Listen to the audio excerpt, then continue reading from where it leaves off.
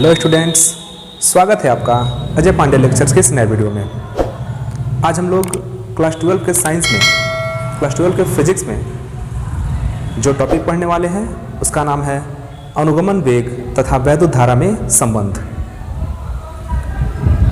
Relation between drift velocity and electric current. हम लोगों ने पिछले वीडियो में दो बड़ी इंपॉर्टेंट टॉपिक के बारे में डिस्कस किया था, जिसमें एक था वैद्युत धारा इलेक्ट्रिक करंट और दूसरा था ड्रिफ्ट वेलोसिटी अनुगमन वेग या अपवाह वेग। हम लोगों ने पिछले वीडियो में इस टॉपिक को डिस्कस कर लिया है। यदि आप उस वीडियो को नहीं देखे हैं तो एक बार उस वीडियो को जरूर देखिए और उस टॉपिक को समझिए। अगर आप उस टॉपिक को समझ लेंगे तो इस टॉपिक को समझने में काफ़ी सुविधा मिलेगी। लिंक हम डिस्क्रिप्शन में दे दे रहे हैं। तो वहाँ पर हमने पिछले वीडियो में डिस्कस किया था इलेक्ट्रिक करंट और ड्रिफ्ट वेलोसिटी, मतलब कि वैद्युत धारा और अनुगमन वेग हम लोगों ने पढ़ लिया है। आज हम इस वीडियो में उसी अनुगमन वेग और विद्युत धारा के संबंध के बारे में पढ़ेंगे। तो आज का हमारा टॉपिक है अनुगमन वेग तथा विद्युत धारा में संबंध। तो आइए इस टॉपिक को शुरू करते हैं।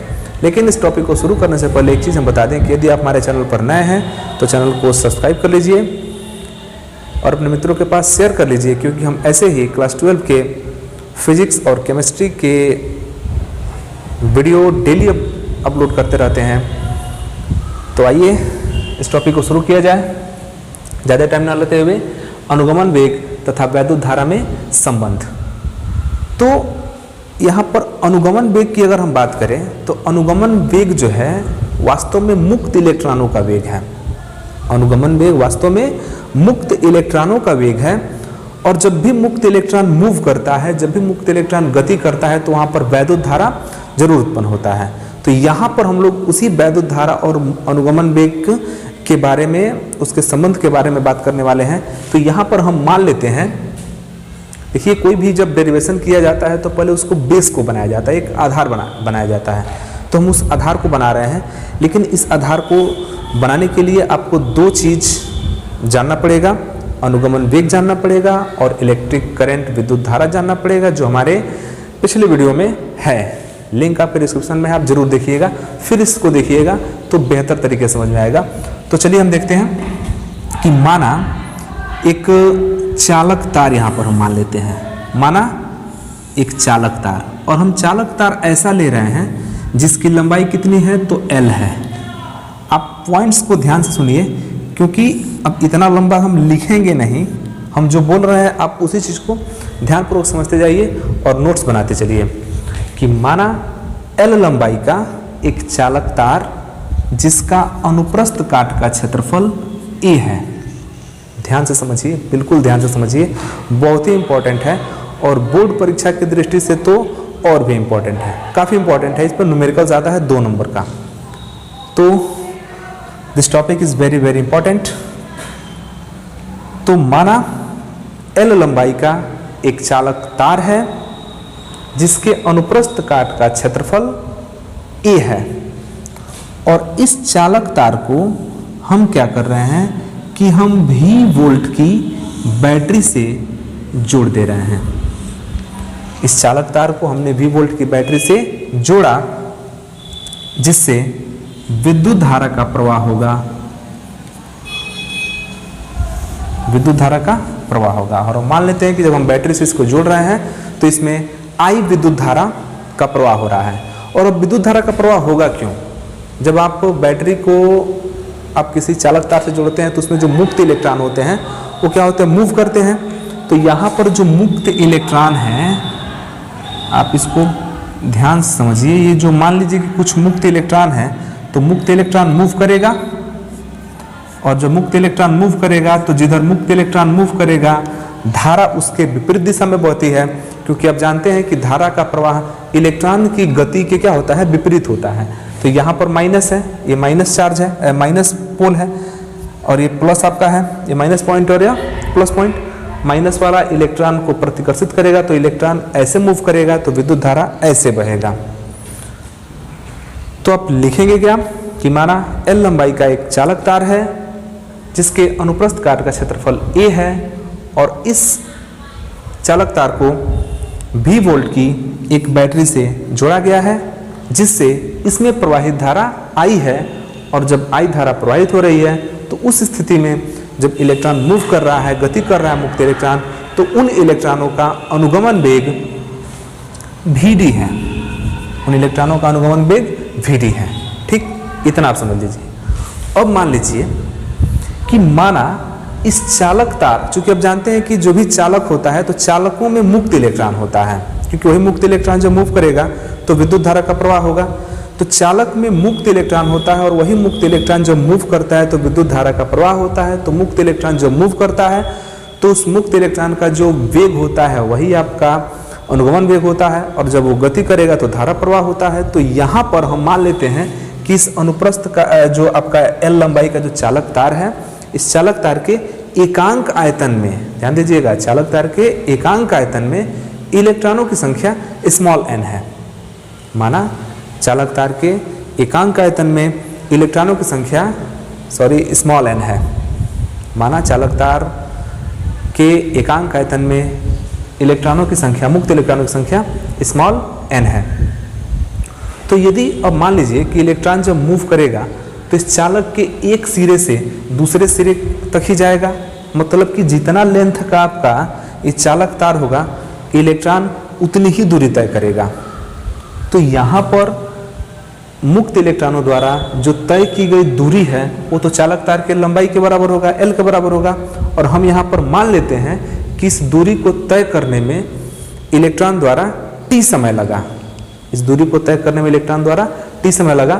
तो यहाँ पर लिखा जाएगा कि इस चालक तार के जितने भी इलेक्ट्रॉन हैं उनके प्रत्येक इलेक्ट्रॉन द्वारा t सेकेंड में यह L दूरी ही तय कर पाएगा। तो यहाँ पर लिखा जाएगा कि t समय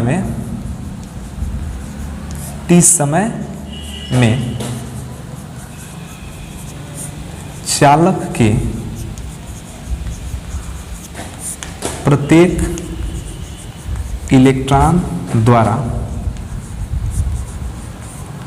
तय की गई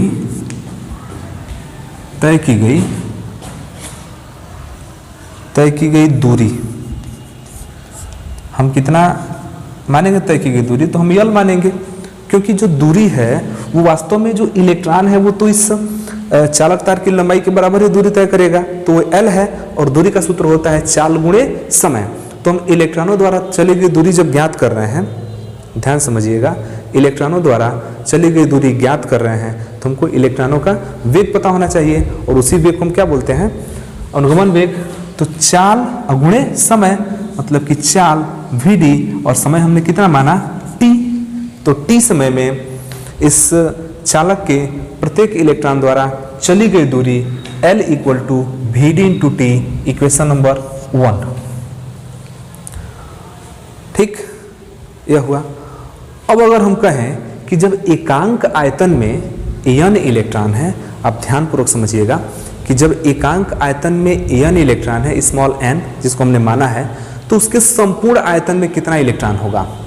जब एकांक आयतन में n इलेक्ट्रॉन है तो उसके संपूर्ण आयतन में उससे कई गुना अधिक होगा। तो हम यहाँ मान लेते हैं कि माना चालक तार के संपूर्ण आयतन का इलेक्ट्रॉन जो है कैपिटल N है। यदि चालक के संपूर्ण आयतन में इलेक्ट्रॉनों की संख्या n हो, तो अब आपको ध्यान से समझना है कि जब संपूर्ण आयतन में कुल इलेक्ट्रॉनों की संख्या n है तो n का मतलब क्या होता है? आप ध्यान से समझिए, हम इसको एक छोटे से उदाहरण के द्वारा समझा रहे हैं। मान लीजिए कि कोई बड़ा बर्तन है, मान लीजिए कोई बड़ा क्या है? बर्तन है, और उस बर्तन में आपको पता है कि 1 सेंटीमीटर लंबाई में कितना पदार्थ रखा जा सकता है। तो 10 सेंटीमीटर में कितना रखा जाएगा आप आसानी से निकाल सकते हैं। या ऐसे भी मान लीजिए कि एक बॉक्स है और उस बॉक्स में आपको पता चल जाए कि कितना जगह में कोई एक पदार्थ रखा जाएगा, कितना जगह में कोई एक पदार्थ रखा जाएगा, तो हम उस पूरे बॉक्स में रखने वाले पदार्थों की संख्या आसानी से ज्ञात कर सकते हैं। तो यहाँ पर एकांक आयतन में स्मॉल n इलेक्ट्रॉन है, तो संपूर्ण आयतन में कितने इलेक्ट्रॉन होंगे? तो फॉर्मूला यहाँ पर देखिए क्या बनेगा कि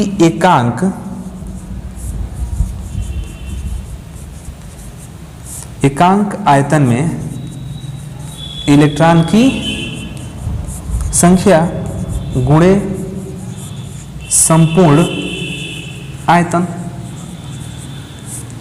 मान लीजिए कि कोई चालक तार है, उस चालक तार के एकांक आयतन में 5 इलेक्ट्रॉन है। मान लीजिए एकांक आयतन में 5 इलेक्ट्रॉन है, तो अगर उसका आयतन अगर 10 है तो 5 जाए कितना हो जाएगा? 50 कुल इलेक्ट्रॉन होंगे। तो बहुत ही आसान सा है, सिंपल लॉजिक है यहाँ पर कि एकांक आयतन में इलेक्ट्रॉन की संख्या गुणे संपूर्ण आयतन।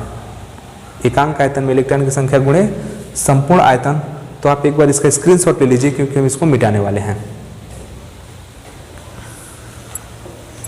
इसको मिटा देते हैं।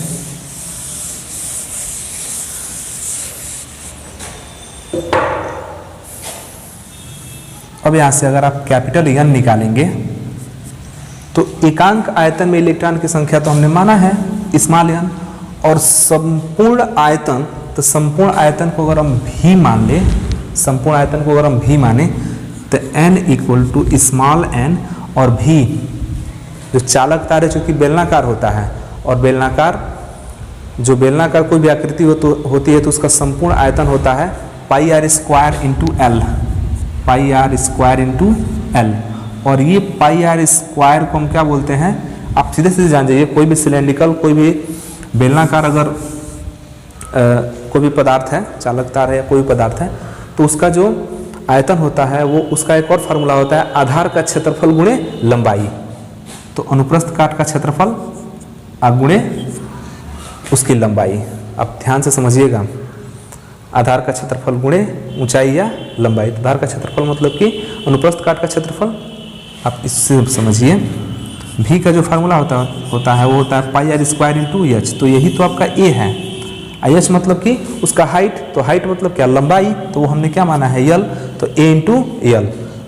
तो उसका जो आयतन हुआ वो हो गया ए इंटू एल। तो उस संपूर्ण आयतन में जो कुल इलेक्ट्रॉनों की संख्या है वो कितना हो गया? Capital N. तो जब आपको कुल इलेक्ट्रॉनों की संख्या निकल गया तो आप कुल आवेश भी निकाल सकते हैं। क्या निकाल सकते हैं? कुल आवेश। तो कुल आवेश को निकालने से पहले यहाँ हम देख रहे हैं कि हमारे पास L का मान Vd इंटू टी है, तो हम रख देते हैं यहाँ पर समीकरण 1 से क्या लिख देंगे? n equal to small n ए, और देखिए L के बदले में हम लिखेंगे Vd into T, Vd into T, ये हमने लिख दिया। और अब हमारे पास जब हमारे पास कुल इलेक्ट्रॉनों की संख्या निकल गई कि वो जो चालक तार था, उस चालक तार में संपूर्ण कितना इलेक्ट्रॉन फ्लो हो रहा है, कितना इलेक्ट्रॉन बह रहा है, तो हम संपूर्ण आवेश को भी निकाल सकते हैं। और जब संपूर्ण आवेश निकाल लेंगे तो संपूर्ण धारा भी निकाल लेंगे। तो लिखेंगे अतः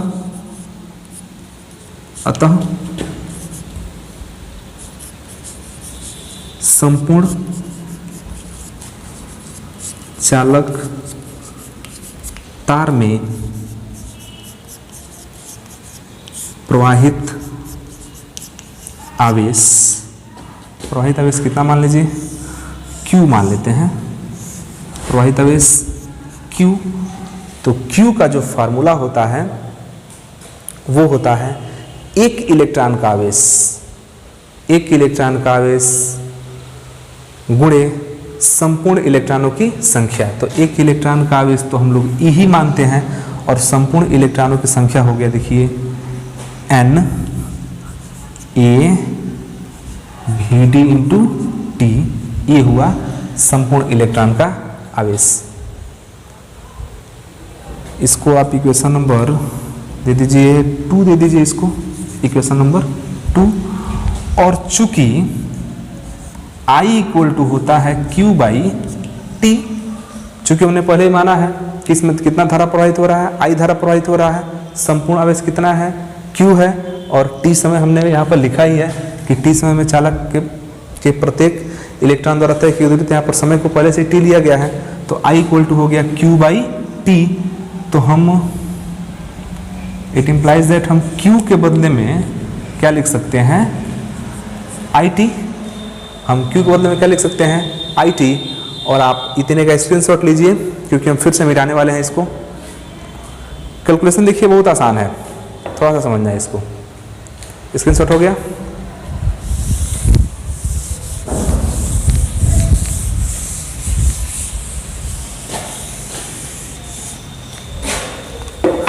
चलिए Q इक्वल टू यहाँ पर IT पुट कीजिए, तो IT इक्वल टू हो जाएगा, देखिए ये हो जाएगा IT equal to ENA VD into T, और दोनों तरफ से T क्या हो गया, कैंसिल। ध्यान दीजिएगा, दोनों तरफ से भी क्या हो गया, कैंसिल हो गया, और यहाँ से मिल गया I इक्वल टू N लिख सकते हैं पहले, फिर लिख सकते हैं E, फिर A, फिर VD। तो I इक्वल टू मिल गया NEA VD। तो ये I क्या है, विद्युत धारा है, और VD क्या है, अनुगमन वेग है। और ये जो आपके सामने दिखाई दे रहा है, यह जो रिलेशन है, यह विद्युत धारा और अनुगमन वेग में संबंध निकल गया। तो यहाँ पर लिख सकते हैं कि यही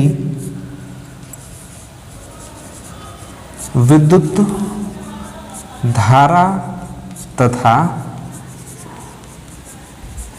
अनुगमन वेग में संबंध है। इस संबंध को आप इक्वेशन नंबर 3 लिख सकते हैं। तो ये रहा आपका I equal to NEA VD। दूसरा इसमें एक इस पहले आप इसका स्क्रीनशॉट लीजिए। दूसरा इसमें एक क्वेश्चन पूछता है बोर्ड परीक्षा में, थोड़ा सा घुमा देता है और बोलता है कि आप विद्युत धारा और अनुगमन वेग में संबंध मत ज्ञात कीजिए, आप ज्ञात कीजिए धारा घनत्व और अनुगमन वेग में संबंध। तो बोर्ड परीक्षा में क्या करता है, घुमा देता है। या नीट वाले में, जो नीट का एग्जाम होता है, नीट वाले में भी क्वेश्चन पूछ देता है, मतलब कि कॉम्पिटिटिव में भी पूछता है और बोर्ड परीक्षा में घुमा के पूछता है कि धारा घनत्व और अनुगमन वेग में संबंध ज्ञात कीजिए। तो जब आपको धारा घनत्व पूछ देगा तो धारा घनत्व को हम लोग J से दिखाते हैं, और हम बताए हैं धारा घनत्व, हमने पिछला वीडियो एक बनाया है धारा घनत्व के बारे में, तो आप वहाँ से उस वीडियो को जरूर देख लीजिए।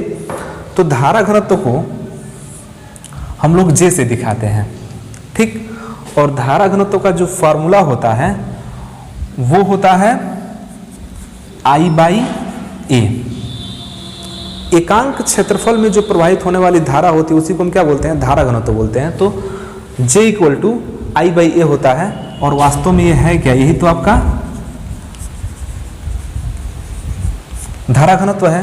तो यदि हम यहाँ पर जो रिलेशन प्राप्त किए हैं विद्युत धारा और अनुगमन वेग में जो संबंध हम ज्ञात किए हैं, इस के हिसाब से अगर हम देखें तो जो हमको मिला है, यहाँ पर लिख सकते हैं इक्वेशन नंबर 3 से हमने क्या प्राप्त किया है, I equal to NEA VD। अगर इस A को नीचे हम ट्रांसफर कर दें तो I/A हो जाएगा, ठीक। और NE VD, और यहाँ पर जो I/A होता है, जो I/A होता है वो होता है धारा घनत्व J। मतलब कि आपको यहाँ से ये धारा घनत्व J हो गया, तो J equal to NE VD। अब जो हमको रिलेशन मिला वो मिला धारा घनत्व और अनुगमन वेग में संबंध। तो यहाँ पर ये जो, इसको आप 4 मान लीजिए, यहाँ जो इक्वेशन 3 मिला यह विद्युत धारा और अनुगमन वेग में संबंध है, और जो इक्वेशन 4 मिला वो मिला धारा घनत्व और अनुगमन वेग में संबंध। तो इस टॉपिक में हमने 2 चीज़ डिस्कस कर लिया, एक अनुगमन वेग तथा विद्युत धारा में संबंध, और दूसरा अनुगमन वेग तथा धारा घनत्व में संबंध। और दोनों टॉपिक काफ़ी मतलब एक ही जैसा है। दोनों में अगर धारा घनत्व और अनुगमन वेग में संबंध पूछेगा तब तो यहाँ तक आपको आना पड़ेगा, और यदि विद्युत धारा और अनुगमन वेग में संबंध पूछता है तो आप यहीं तक ले आके छोड़ देंगे। तो आप फाइनल एक बार पूरा एक स्क्रीनशॉट लीजिए।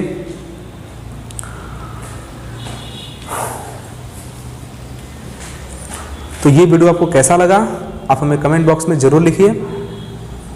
वीडियो अच्छा लगे तो उसे लाइक ज़रूर कीजिए और अपने मित्रों के पास शेयर कीजिए। और यदि आप हमारे चैनल पर नए हैं तो चैनल को सब्सक्राइब कीजिए, क्योंकि हम क्लास 12th और 10th के भी क्लास 12th और 10th के दोनों क्लास के फिजिक्स और केमिस्ट्री के वीडियो डेली अपलोड करते रहते हैं। तो फिर मिलते हैं अगले वीडियो में एक नए टॉपिक के साथ। तब तक के लिए धन्यवाद। जय हिंद।